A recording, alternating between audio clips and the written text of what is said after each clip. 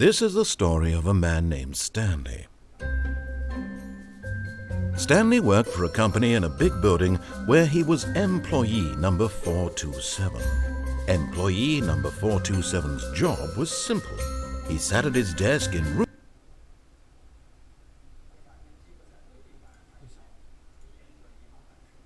427 and he pushed buttons on a keyboard.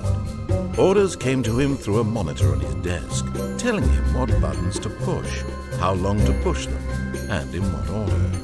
This is what employee 427 did every day of every month of every year. And although others might have considered it soul-rending, Stanley relished every moment that the orders came in, as though he had been made exactly for this job. And Stanley was happy. And then one day, something very peculiar happened. Something that would forever change Stanley. Something he would never quite forget. He had been at his desk for nearly an hour when he realized that not one single order had arrived on the monitor for him to follow. No one had showed up to give him instructions, call a meeting, or even say hi. Never in all his years at the company had this happened, this complete isolation. Something was very clearly wrong. Shocked, frozen solid, Stanley found himself unable to move for the longest time.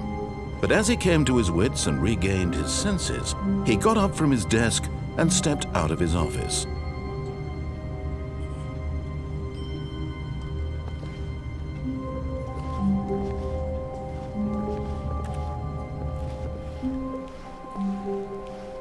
All of his co-workers were gone.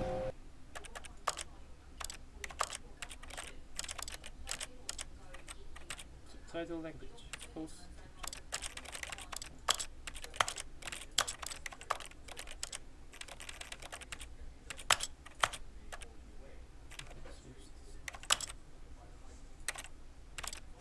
What could it mean? Stanley decided to go to the meeting room. Perhaps he had simply missed a memo.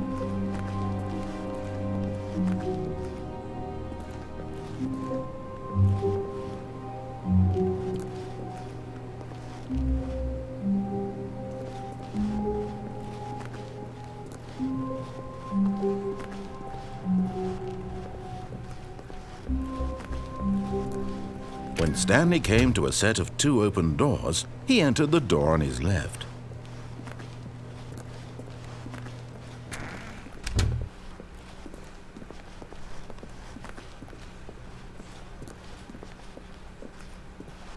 Yet there was not a single person here either.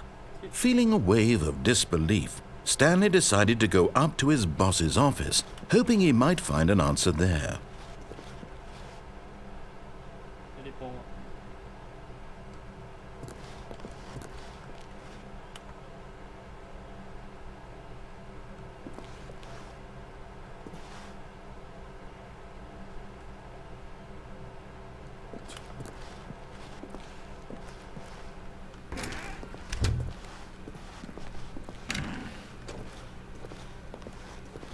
Stanley stepped into the broom closet, but there was nothing here, so he turned around and got back on track.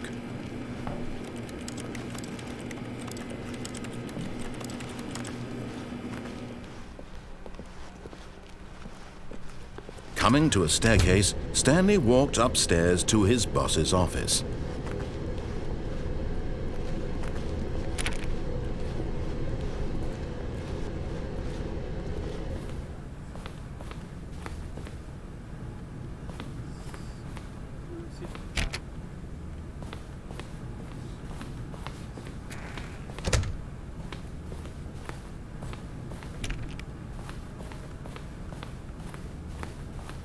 Stepping into his manager's office, Stanley was once again stunned to discover not an indication of any human life. Shocked, unraveled, Stanley wondered in disbelief who orchestrated this, what dark secret was being held from him. What he could not have known was that the keypad behind the boss's desk guarded the terrible truth that his boss had been keeping from him. And so the boss had assigned it an extra secret PIN number, 2845. But of course, Stanley couldn't possibly have known this. Keypad.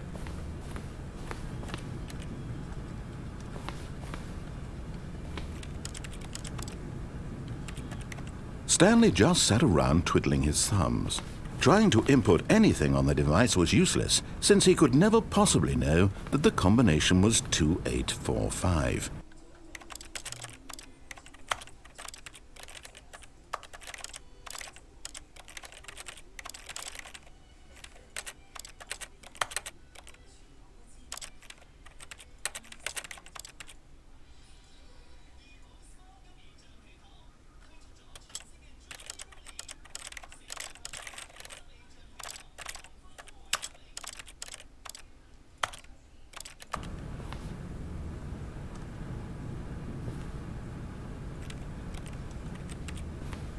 Two, 8, 4, 5.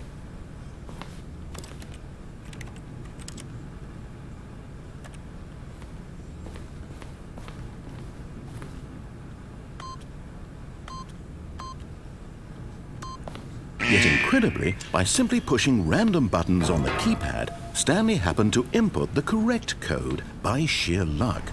Amazing. He stepped into the newly opened passageway.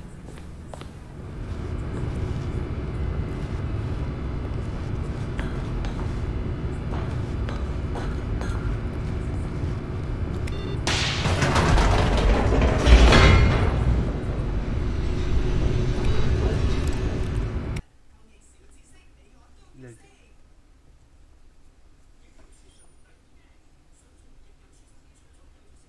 Descending deeper into the building, Stanley realized he felt a bit peculiar.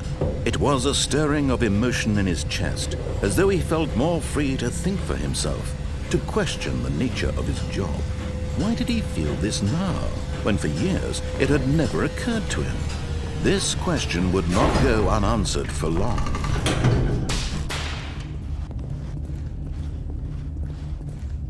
Stanley walked straight ahead through the large door that read Mind Control Facility.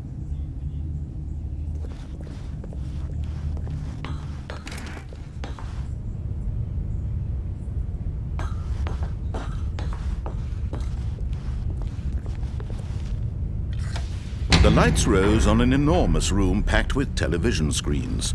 What horrible secret did this place hold? Stanley thought to himself. Did he have the strength to find out?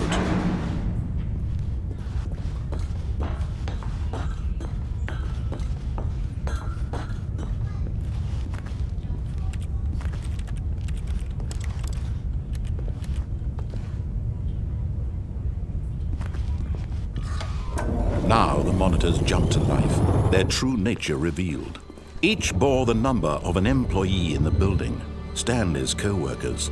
The lives of so many individuals reduced to images on a screen, and Stanley, one of them, eternally monitored in this place where freedom meant nothing.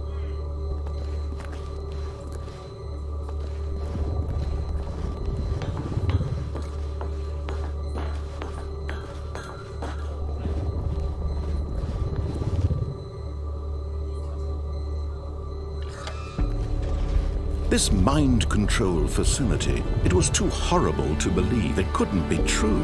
Had Stanley really been under someone's control all this time? Was this the only reason he was happy with his boring job? That his emotions had been manipulated to accept it blindly? No, he refused to believe it. He couldn't accept it. His own life in someone else's control? Never! It was unthinkable, wasn't it? Was it even possible? Had he truly spent his entire life utterly blind to the world? But here was the proof, the heart of the operation.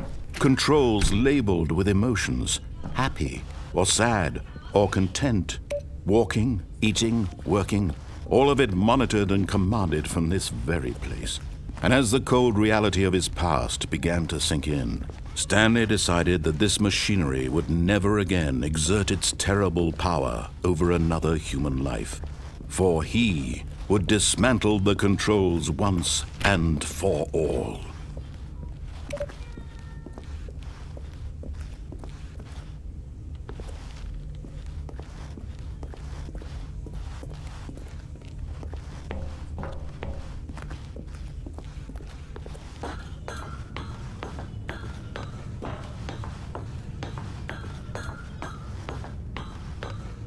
And when at last he found the source of the room's power, he knew it was his duty, his obligation, to put an end to this horrible place and to everything it stood for.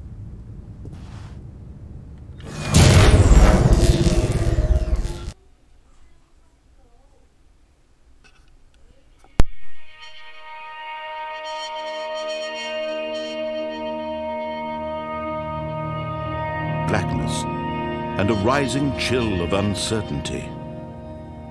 Was it over? Yes! He had won! He had defeated the machine, unshackled himself from someone else's command. Freedom was mere moments away. And yet, even as the immense door slowly opened, Stanley reflected on how many puzzles still lay unsolved. Where had his co-workers gone? How had he been freed from the machine's grasp? What other mysteries did this strange building hold? But as sunlight streamed into the chamber, he realized none of this mattered to him, for it was not knowledge or even power that he had been seeking, but happiness. Perhaps his goal had not been to understand, but to let go. No longer would anyone tell him where to go, what to do, or how to feel. Whatever life he lives, it will be his. And that was all he needed to know. It was perhaps the only thing worth knowing. Stanley stepped through the open door.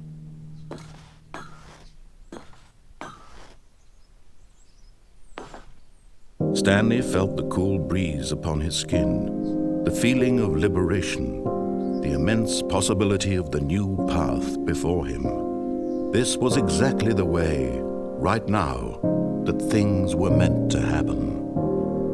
And Stanley was happy.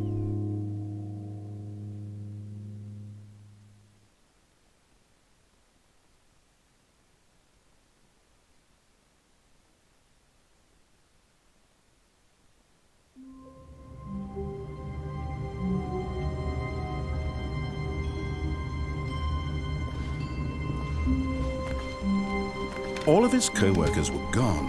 What could it mean? Stanley decided to go to the meeting room. Perhaps he had simply missed a memo.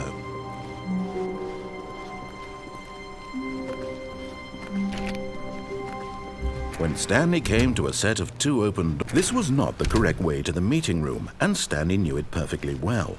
Perhaps he wanted to stop by the employee lounge first, just to admire it. Ah, yes, truly a room worth admiring.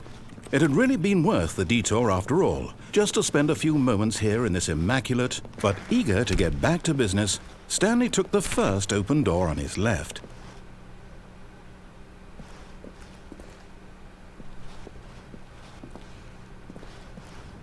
Stanley was so bad at following directions, it's incredible he wasn't fired years ago.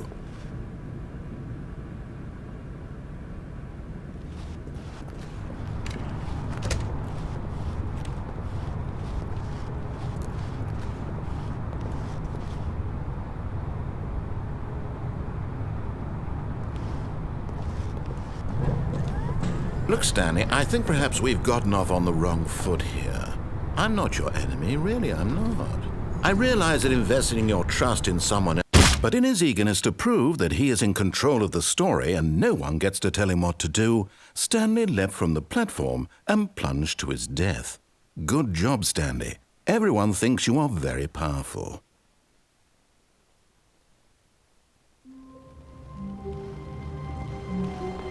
The meeting room, yes, that's where everyone would be. Stanley just needed to get to the meeting room, and from then on, he would never be alone ever again. When Stanley came to a set of two open, this was not the correct way to the meeting room, and Stanley knew it perfectly well.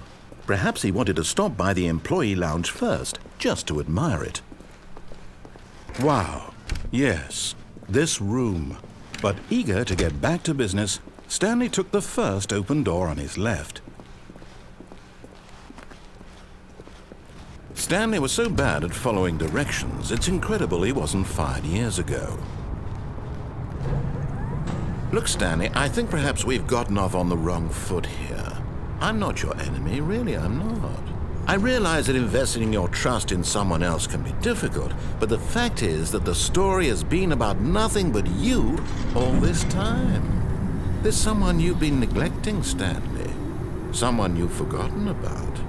Please, stop trying to make every decision by yourself. Now, I'm not asking for me, I'm asking for her.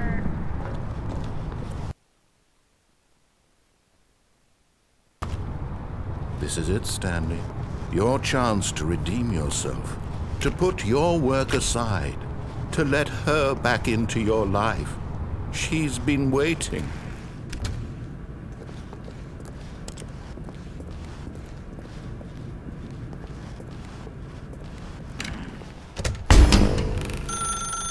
That's her, Stanley.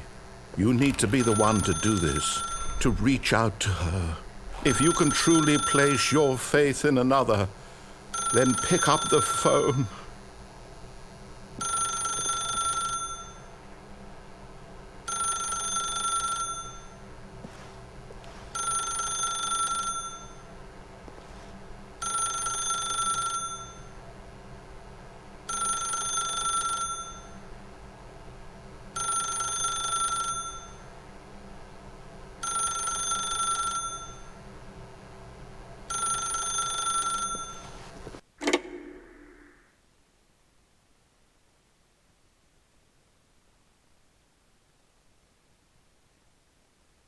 Stanley, is that you? Hold on, sweetie. Sorry to keep you waiting. I'm just pulling the bread out of the oven. All right. Okay, there we go. All right, now, I want you to come in and tell me all about your day. Gotcha! Oh, come on. Did you actually think you had a loving wife who'd want to commit their life to you? I'm trying to make a point here, Stanley. I'm trying to get you to see something. Come inside. Let me show you what's really going on here. Sorry, but you're in my story now.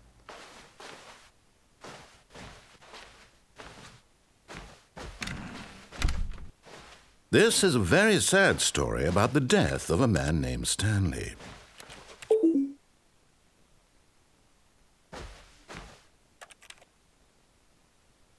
Stanley is quite a boring fellow.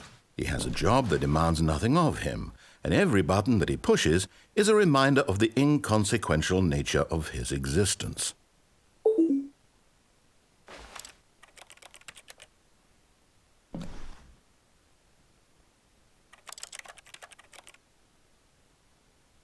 Look at him there, pushing buttons, doing exactly what he's told to do.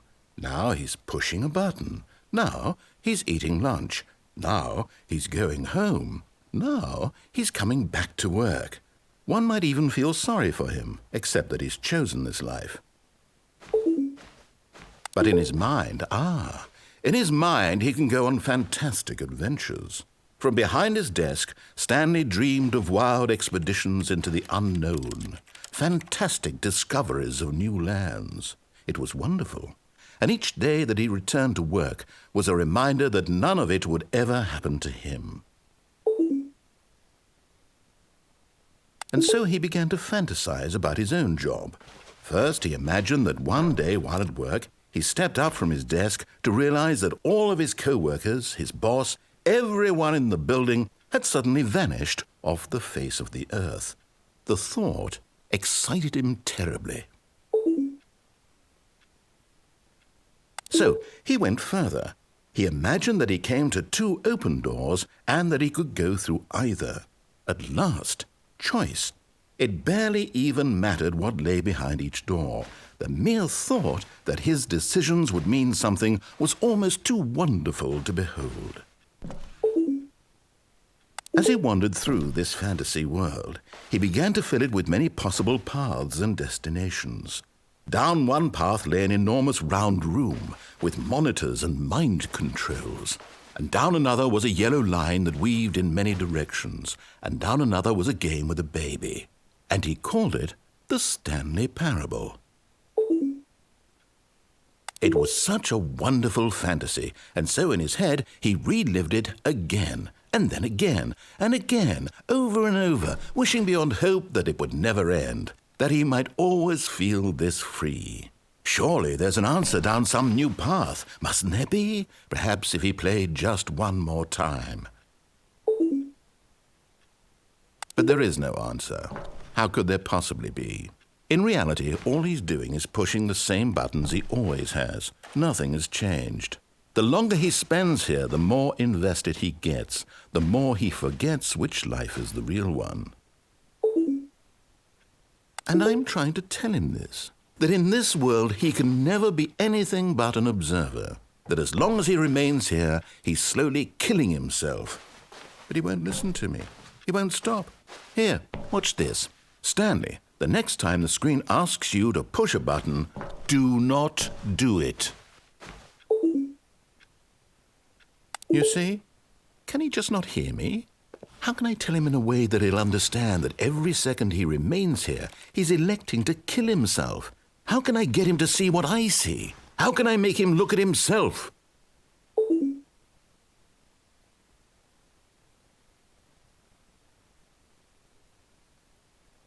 I suppose I can't, not in the way I want him to.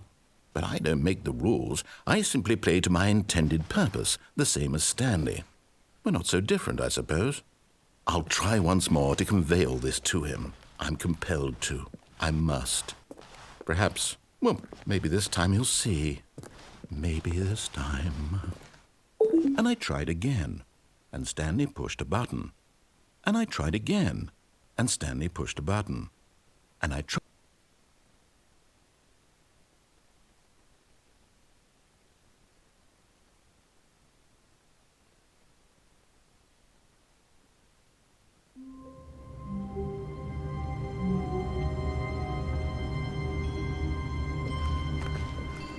A soft wind blew outside and perhaps rain started, and if it did, it stopped shortly after. Stanley hoped that he would one day see weather.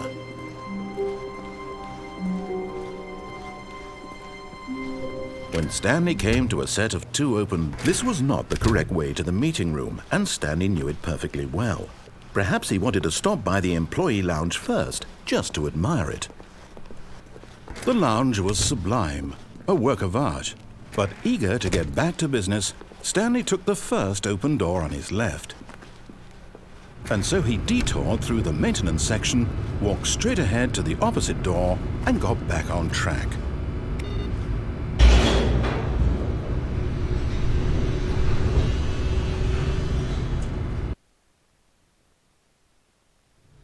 But Stanley didn't want to go back to the office. He wanted to wander about and get even further off track. So now in order to get back, he needed to go, from here it's, left.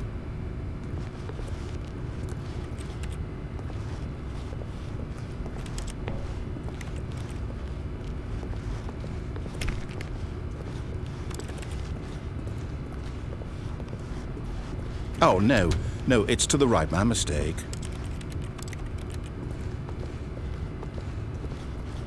No, not the right. Why would I have ever said it was to the right? What was I thinking? It's clearly... Oh dear, would you hold on for a minute, please? Now, let's see. We went down right, left, down, left, right. Yep, okay, yes. I've got it now. This story is absolutely, definitely this way.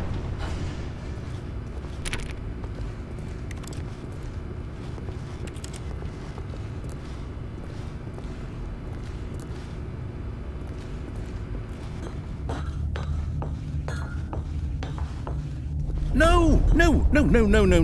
This isn't right at all. You're not supposed to be here yet. This is all a spoiler. Quick, Stanley, close your eyes. Okay. We just have to get back to, oh, who am I kidding? It's all rubbish now. The whole story completely unusable. How about, rather than waste my time trying to salvage this nonsense, we'll just restart the game from the beginning. And this time, suppose we don't wander so far off track, Okay, from the top.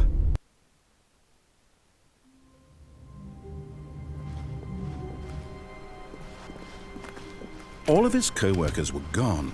What could it mean? Stanley decided to go to the meeting room. Perhaps he had simply missed a memo.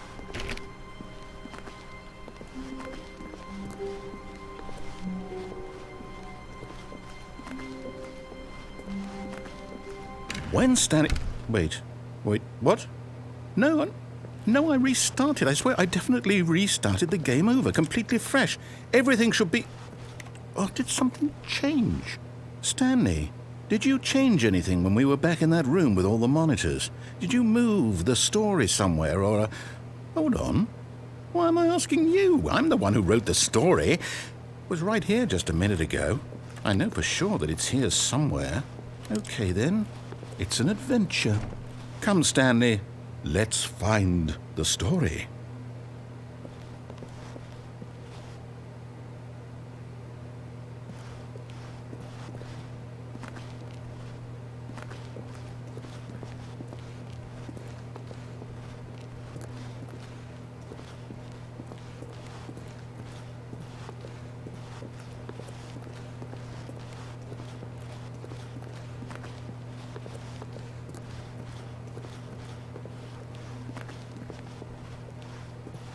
I'll say it.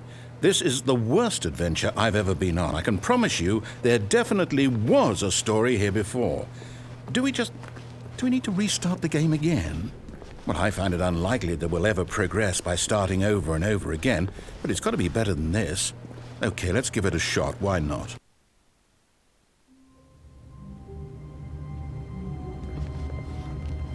All of his co-workers were gone. What could it mean? Stanley decided to go to the meeting room. Perhaps he had simply missed a memo.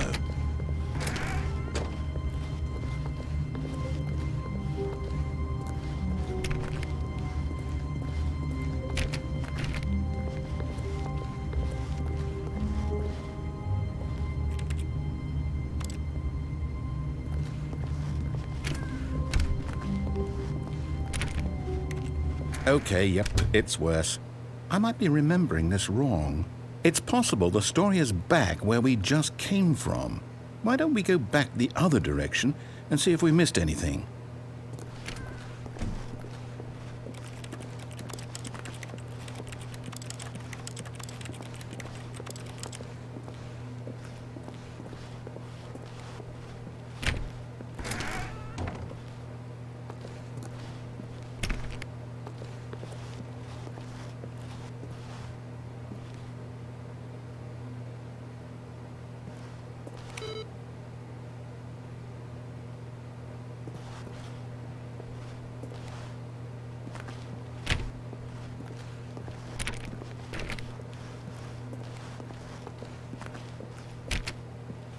Aha!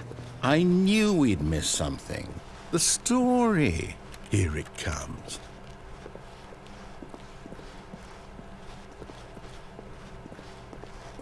No, wait. Never mind. Not the story. Okay, let's head back the other way and retrace our steps.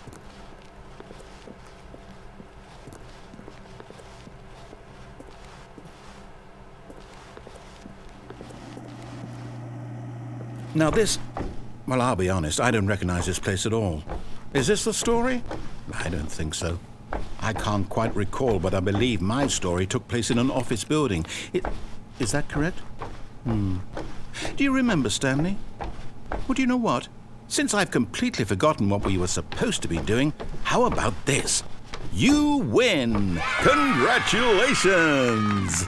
I know you put in a lot of hard work, and it really paid off, so good job. Oh, no. No, I don't feel right about this at all. We both know you didn't put in any actual work for that win. Some people win fair and square, and this was not one of those situations.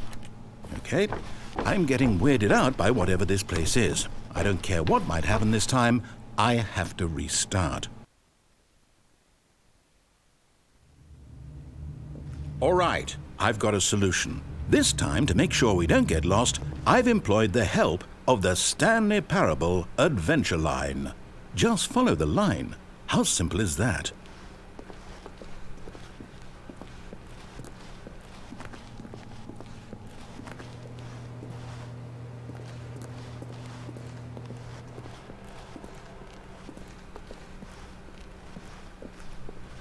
No, I'm down. We're leaving it up to the line from now on.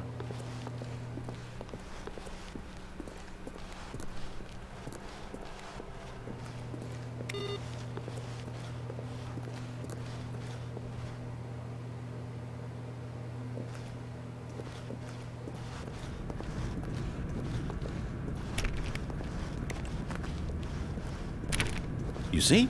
The line knows where the story is. It's over in this direction. Onward, Stanley, to destiny. Though, here's a thought. Wouldn't wherever we end up be our destination, even if there's no story there? Or to put it another way, is the story of no destination still a story? Simply by the act of moving forward, are we implying a journey such that a destination is inevitably conjured into being via the very manifestation of the nature of life itself? Okay, Stanley, I need to follow this train of thought for a minute. Just stick with me. Now, we can both agree that the nature of existence is in fact a byproduct of one's subjective experience of that existence, right? Okay, now if my experience of your existence rests inside of your subjective experience of this office, is this office in fact the skeleton of my own relative experiential mental subjective construct? Whoa. Hang on. That got a bit weird back there. Well, I'd like to apologize. Not sure where I was going with all that. You know what? I think what we need right now is a bit of music to lighten the mood.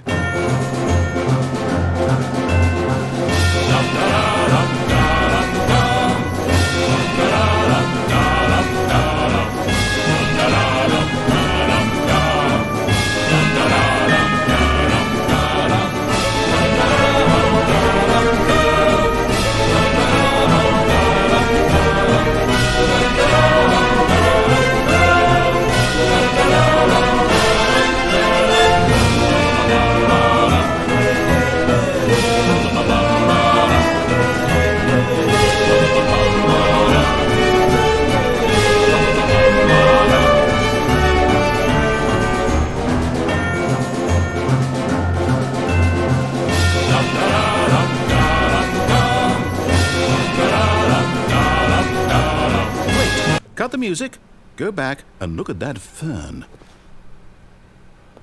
Stanley, this fern will be very important later in the story. Make sure you study it closely and remember it carefully. You won't want to miss anything.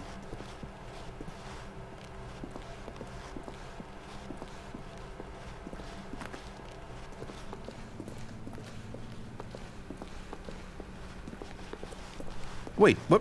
We're back at the office? No.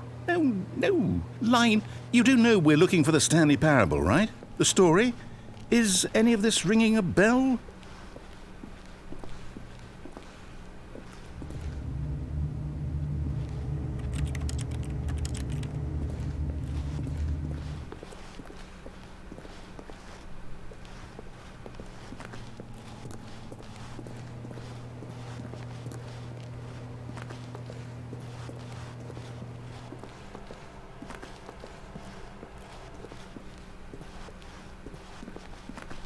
Still missing the doors.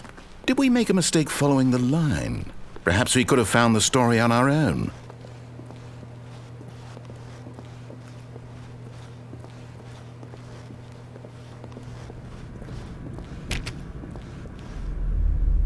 Oh, no, not again, Line. How could you have done this to us? And after we trusted you, after everything we've been through, you... Oh, I can't take this anymore. To hell with it. Restart.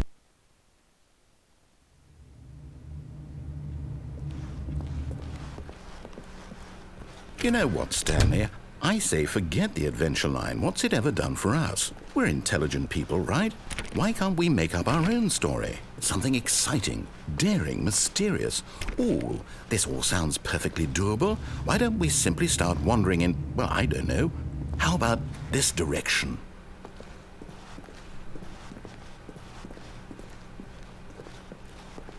Now, yes, this is exciting. Just me and Stanley forging a new path, a new story. Well, it could be anything. What do you want our story to be? Go wild. Use your imagination.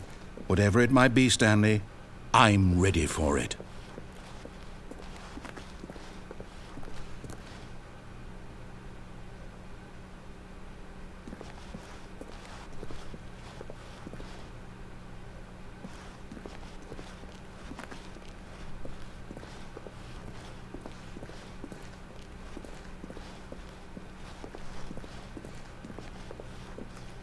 Oh, no, not you again. Stanley, I'd also like to veto the line from having any role in our awesome new story. No lines or monitor rooms. Just don't acknowledge it, and we should be fine.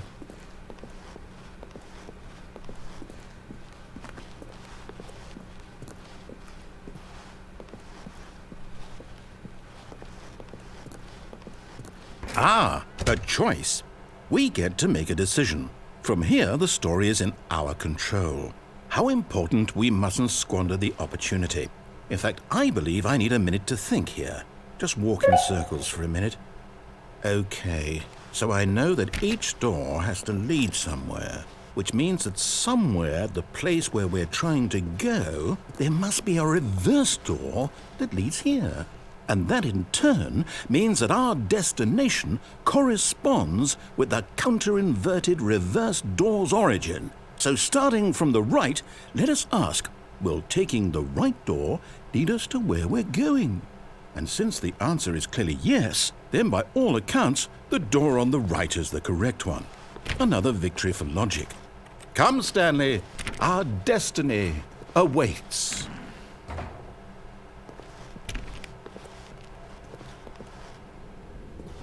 Oh, hold up, what's this? The confusion ending. You're telling me that's what this is? It's all one giant ending? And we're supposed to restart the game, what, eight times? That's really how all this goes? It's all determined? So now, according to the schedule, I restart again. Then what? Am I just supposed to forget? Well, what if I don't want to forget? My mind goes blank simply because it's written here on this thing, wall. Well, who consulted me? Why don't I get to decide? Why don't I get a say in all of this? Is it really? No, it can't be. I don't want it to be. I don't want the game to keep restarting. I don't want to forget what's going on. I don't want to be trapped like this. I won't restart the game. I won't do it. I won't do it. I won't do it. And the timer stopped? Does that mean, did we do it? Did we break the cycle? The, whatever it is that made this schedule? How would we even know? Will someone come for us? Will something happen? So, okay. I guess now we just wait, you know. I suppose in some way that this is a kind of story, wouldn't you agree? I'm not quite sure if we're in the destination or the journey, though they're always saying that life is about the journey and not the destination. So I hope that's where we are right now. We'll find out, won't we? Eventually. Well, in the meantime, if you do happen to have a...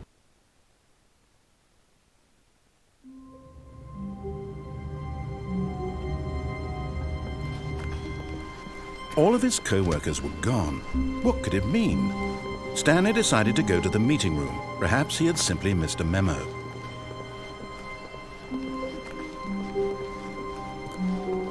When Stanley came to a set of two open, this was not the correct way to the meeting room, and Stanley knew it perfectly well. Perhaps he wanted to stop by the employee lounge first, just to admire it. Standing now in this incredible room, Stanley for the first, but eager to get back to business, Stanley took the first open door on his left. And so he detoured through the maintenance section, walked straight ahead to the opposite door, and got back on track. Yet there was not a single person here either. Feeling a wave of disbelief, Stanley decided to go up to his boss. Coming to a staircase, Stanley walked upstairs to his boss's office.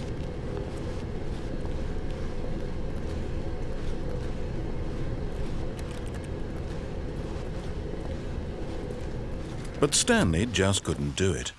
He considered the possibility of facing his boss, admitting he had left his post during work hours. He might be fired for that.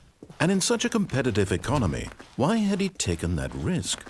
All because he believed everyone had vanished? His boss would think he was crazy. And then something occurred to Stanley. Maybe, he thought to himself, maybe I am crazy. All of my co-workers blinking mysteriously out of existence in a single moment for no reason at all. None of it made any logical sense. And as Stanley pondered this, he began to make other strange observations. For example, why couldn't he see his feet when he looked down? Why did doors close automatically behind him wherever he went? And for that matter, these rooms were starting to look pretty familiar. Were they simply repeating? No, Stanley said to himself, this is all too strange. This can't be real.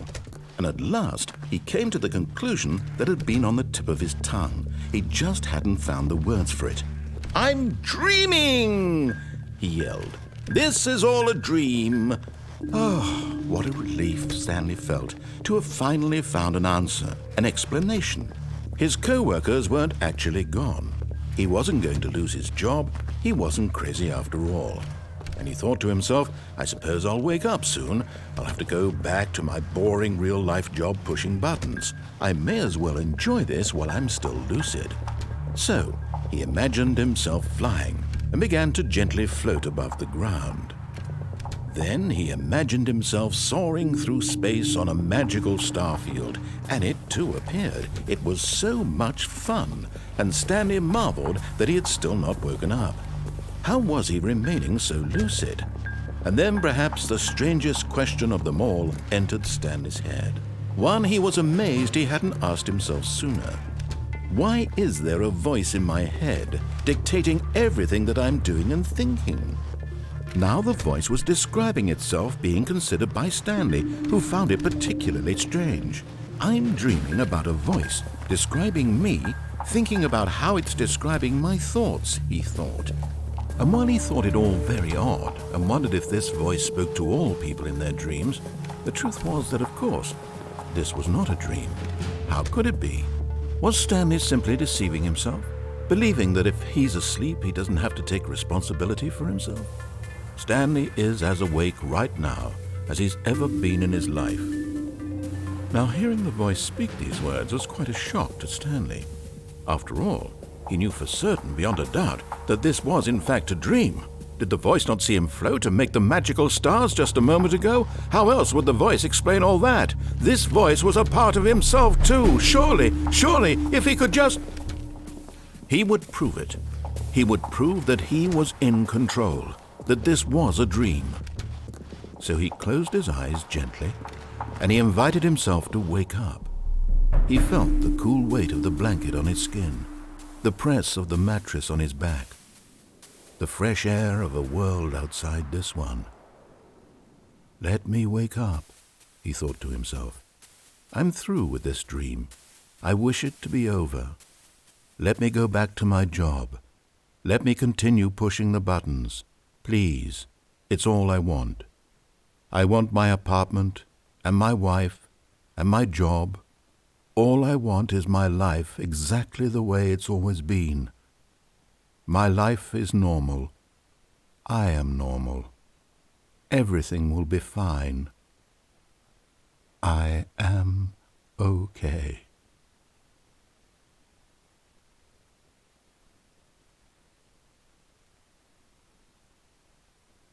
Stanley began screaming. Please, someone, wake me up. My name is Stanley. I have a boss. I have an office. I am real. Please, just someone tell me I am real. I must be real. I must be. Can anyone hear my voice? Who am I? Who am I? And everything went black.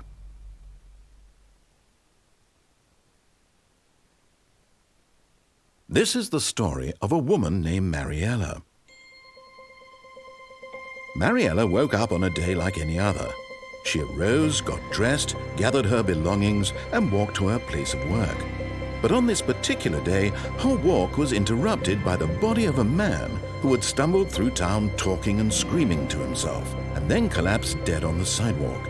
And although she would soon turn to go call for an ambulance, for just a few brief moments, she considered the strange man. He was obviously crazy. This much she knew. Everyone knows what crazy people look like. And in that moment, she thought to herself how lucky she was to be normal. I am sane. I am in control of my mind. I know what is real and what isn't. It was comforting to think this, and in a certain way, seeing this man made her feel better. But then she remembered the meeting she had scheduled for that day. the very important people whose impressions of her would affect her career, and by extension, the rest of her life. She had no time for this, so it was only a moment that she stood there, staring down at the body. And then she turned and ran.